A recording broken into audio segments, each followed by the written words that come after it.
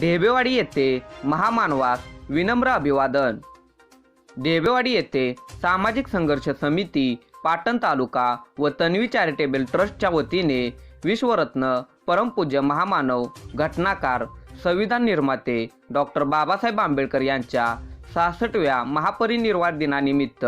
ढेबेवाडी येथील 32 गाव विभागाच्या असलेल्या बुद्ध विहार या ठिकाणी महामानव डॉक्टर बाबासाहेब आंबेडकर यांच्या प्रतिमेला पुष्पहार अर्पण करून विनम्र अभिवादन करण्यात आले।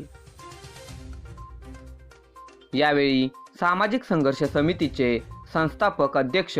शुभमजी उबाळे तसेच कार्याध्यक्ष जयंत मगरे, तन्वी चॅरिटेबल ट्रस्टचे मंद्रुकोळेचे संस्थापकीय अध्यक्ष